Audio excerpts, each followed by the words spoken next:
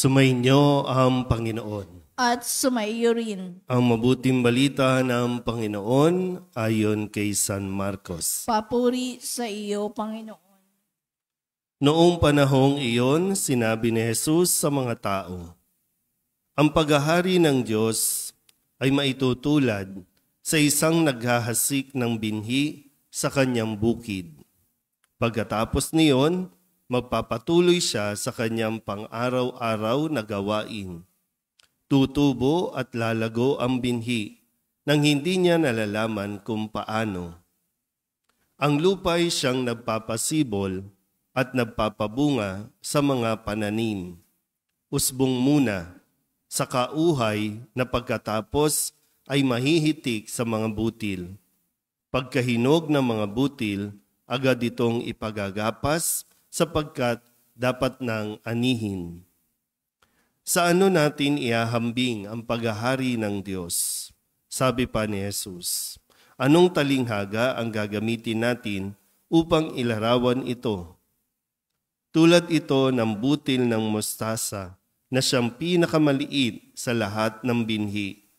Kapag natanim na at lumago, ito'y nagiging pinakamalaki sa lahat ng puno ng gulay. Nagkakasanga ito ng malalabay. Ano pat ang mga ibon ay nakapamumungad sa mga sanga nito. Ang salita'y ipinangaral ni Jesus sa kanila sa pamamagitan ng maraming talinghagang tulad nito. Ayon sa makakaya nga na kanilang pangunawa. Hindi siya nangaral sa kanila ng hindi gumagamit ng talinghaga, ngunit ipinaliwanag niya ng sarilinan sa kanyang mga alagad ang lahat ng bagay. Ang mabuting balita ng Panginoon. Pinupuri ka namin, Panginoong Jesucristo. Isang magandang umaga po sa inyong lahat. Tayo po ay nasa 11 linggo sa karaniwang panahon. At ang buong mundo ay nagdiriwang ngayon. Lalo na pagbukas mo ng social media, marami nang bumabati ng Happy Father's Day. Happy ba o Father's Day lang? Happy. Dapat happy, no? Kaya nga, paalala natin sa lahat ng mga nagpo-post sa social media, sana totoo. Wag lang sa social media. Wag lang bumati sa social media. Lalong-lalo na po kayo na mga magkakasama naman, buhay naman, nasa isang bahay lang. Bakit hindi nyo mabati ang inyong mga tatay ng Happy Father's Day? Bakit kailangan daanin sa social media? Ano yan, papampam lang? Pero sana po gawin natin mas espesyal ang araw na ito para sa mga tatay. Bagamat sa mga tatay, okay na sa kanila yon. Hindi importante sa kanila yung magarbong pagdiriwang katulad ng kung paano natin pinagdiriwang ang Mother's Day. Pero bakit nga ba? Pag Mother's Day talagang may patreat kayo. Pag Father's Day, tahimik lang kayo. Bakit? Dahil ba gusto rin ng tatay, tahimik lang tayo? O nasanay lang tayo na hindi natin nauunawaan ang mga saloobin lalong-lalo na ng mga tatay. Kaya para sa inyo to mga tatay, no? Pakinggan natin ng mabuti itong halimbawa o aral na itinuturo sa atin ng ating Panginoong Jesus. Si Jesus po ay tinatawag nating anak. At ang anak ay may tinatawag na ama.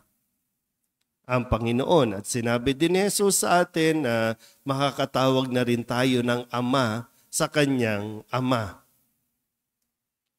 Kaya nga meron tayong Our Father, Ama namin.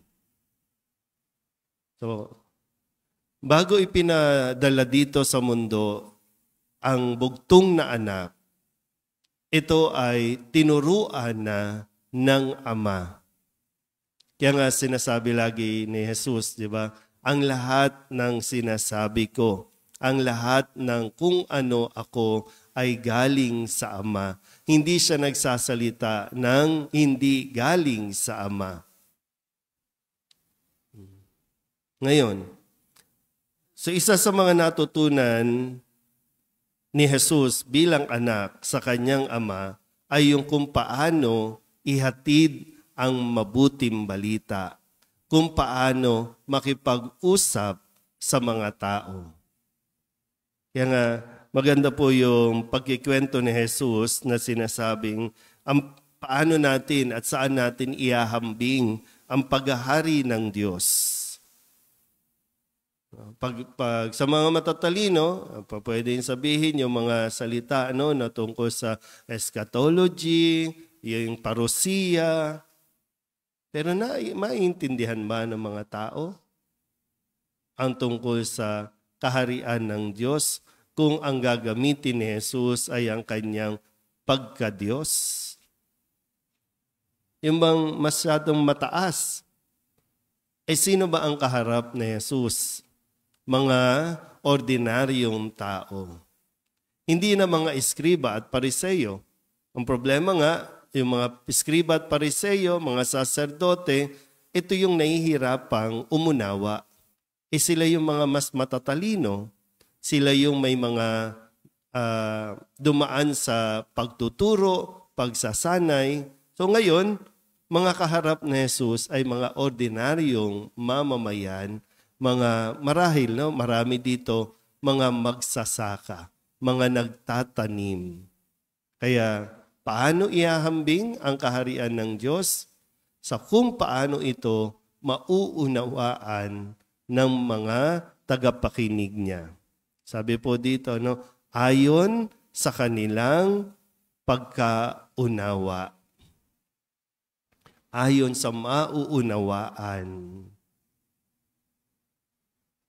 Sabihin nyo nga po, pagkaunawa. Yan.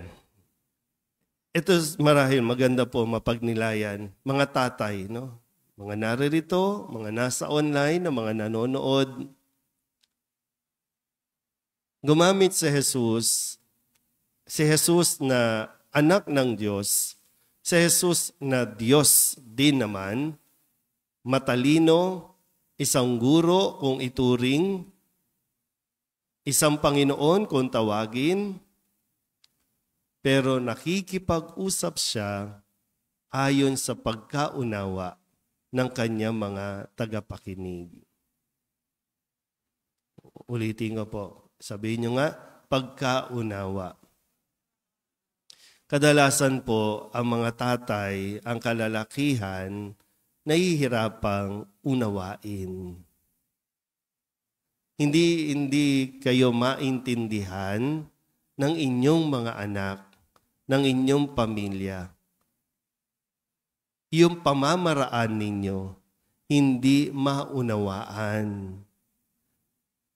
Kaya lang, nahihirapan ka rin namang unawain na hindi ka nauunawaan dahil ayaw mong magsalita.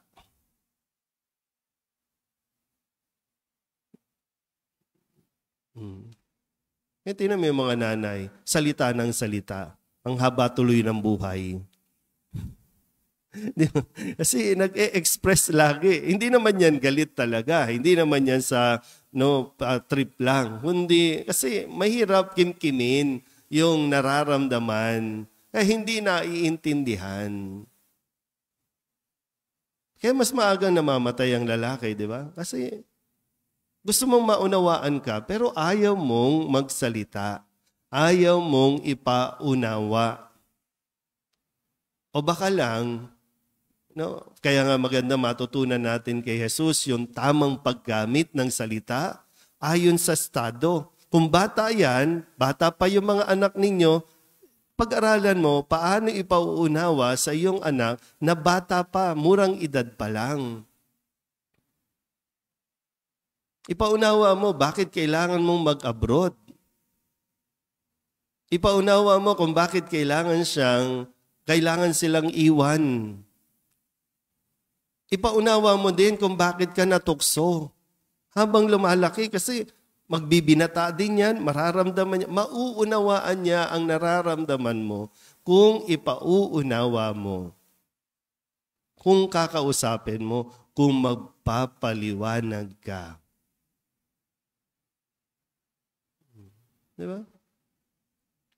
Hindi yung mag-exercise lang tayo ng authority. Ako ang tatay, ako ang ama, ako ang padre de pamilya dito. Manahimik kayo.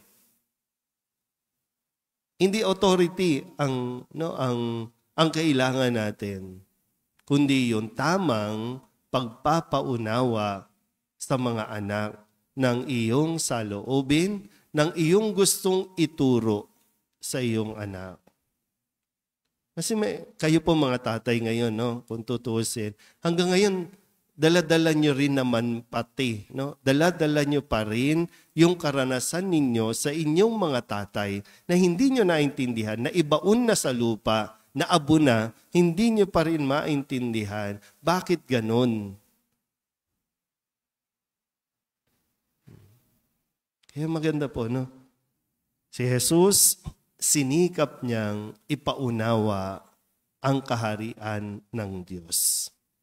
Kung hindi pa man maintindihan, sarilinan, kinakausap pa niya ang mga alagad para maipaunawa ito. Okay lang mag-express ng galit. Okay lang magtaas ng boses. Okay lang din paluin mo ang iyong anak. Pero pagkatapos, ipaunawa mo sa kanya. Kasi, no, kumaga, magtanim ka muna. No? Magtanim ka ng pangunawa sa iyong mga anak. Magtanim ka muna. Para pagdating ng araw, maiintindihan niya. At mawawala lahat ng galit. Ang mahirap, kung magtatanim ka ng sama ng loob, aani ka rin ng sama ng loob pagdating ng araw. So habang may panahon pa tayo, buhay pa kayo, malakas pa kayo, humingi kayo ng lakas ng loob. Kung kaya nang makipag-inuman ng anak ninyo, why not? Dahan ninyo sa konting tagay, pero mag-usap kayo. Huwag yung paglasing na. Diba? Nung bata, hindi pwedeng kasabayan sa inuman. Kaya naguguluhan sila, bakit bawal uminom? Ikaw umiinom ka. O ngayon, nasa tamang edad na, pati kayo mag-inuman, mag-ama. Then mag-usap kayo. Payuhan mo, ano yung nangyari sa iyo, ano yung kasi lahat naman ng karanasan ninyo, maganda at pangit, may matututunan ang iyong anak na ngayon sila ay magpapamilya na rin.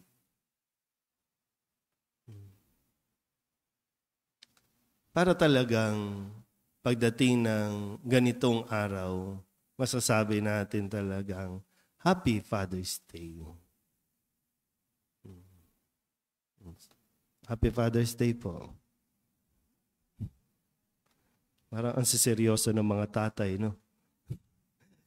Yung mga ganyan, di ba? Ano nangyari? Saan nanggagaling yan? Diba? Gusto natin maintindihan. Saan nanggagaling yan? Yung bang nasanay ka na lang na, di ba? Nasanay ka na tahimik, nasanay ka na hindi kumikibo, nasanay ka na kumikimkim. Pero alam ko, gusto nyo rin maunawaan kayo. Pero unang-una, sana po, hilingin din natin sa Diyos na magkaroon tayo ng pagkaunawa sa mga bagay na itinuturo sa atin ni Jesus. Amen? Happy Father's Day po sa lahat ng mga tatay.